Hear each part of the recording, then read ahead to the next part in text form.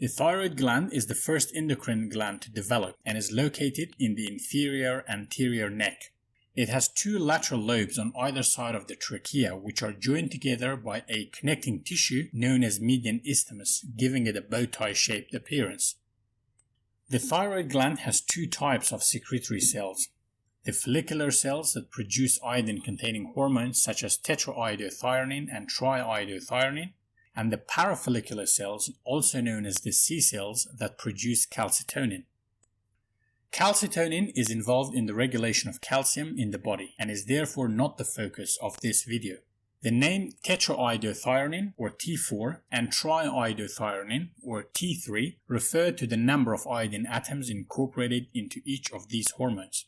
Thyroid hormones affect almost all cells in the body and primarily regulate metabolic rate, which is critical for growth, differentiation, normal nerve development, and function. Synthesis of the thyroid hormones is initiated by the release of thyrotropin-releasing hormone or TRH from the hypothalamus, resulting in the stimulation of the anterior pituitary gland to secrete thyroid-stimulating hormone or TSH. TSH then binds to its receptors on the thyroid gland and stimulates the secretion of primarily thyroxine or T4 but also triiodothyronine or T3 to a lesser extent. Upon stimulation, the endoplasmic reticulum of the thyrocytes produce thyroglobulin, a precursor molecule which is packed into vesicles by the Golgi apparatus and secreted into the follicular lumen through exocytosis. Iodide uptake in the thyrocytes is increased by the protein kinase A, which also activates thyroid peroxidase enzyme or TPO. This enzyme oxidizes iodide to iodine and links the iodine atoms to the tyrosine residue of the thyroglobulin. This results in the formation of monoiodotyrosine and diiodotyrosine depending on the number of tyrosine residues of the thyroglobulin linked to the number of iodine atoms. These iodine-linked tyrosine residues are then joined together by the thyroid peroxidase enzyme via coupling reaction forming tetraiodothyronine and triiodothyronine. Joining of two diiodotyrosine results in the formation of T4 or thyroxine, and joining of a monoiodotyrosine to a diiodotyrosine results in the formation of T3 or triiodothyronine.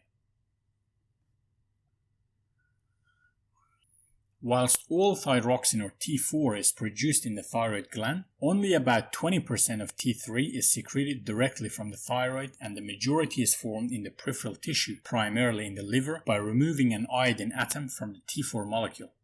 More than 99.9% of the thyroid hormones in the circulation is bound to three plasma proteins such as thyroxine-binding globulin or TBG, transthyretin or TTR, and albumin. However, due to higher affinity, TBG-bound thyroid hormones account for more than 70% of total bound hormone, which is quantitatively the most important. Furthermore, all three thyroid hormone-binding proteins bind to T4 at least 10 times more avidly compared to T3, which results in almost equal unbound T4 and T3 in the circulation. However, free T3 is significantly more biologically active compared to free T4 due to its affinity to thyroid hormone receptors. Free T4 is the precursor for free T3 and therefore must be converted to free T3 to exert similar biological effects. Additionally, bound thyroid hormones in the circulation are not considered biologically active. The hypothalamic pituitary thyroid or HPT axis maintains normal circulating levels of thyroid hormones, which is dependent on a negative feedback system. When circulating thyroid hormones, particularly T3, falls, TRH gene expression is increased, which results in the production of TRH protein in the hypothalamus and subsequent stimulation of anterior pituitary to produce TSH. TSH then binds to its receptors in the thyroid gland and stimulates the synthesis of thyroid hormones. Similarly, elevated circulating thyroid hormones, specifically T3, acts as negative feedback on both the hypothalamus and anterior pituitary glands to inhibit the secretion of TRH and TSH respectively. This then inhibits the stimulation of thyroid gland and results in decreased synthesis of the thyroid hormones. Malfunction at any stage in the hypothalamic pituitary thyroid axis may lead to thyroid dysfunction.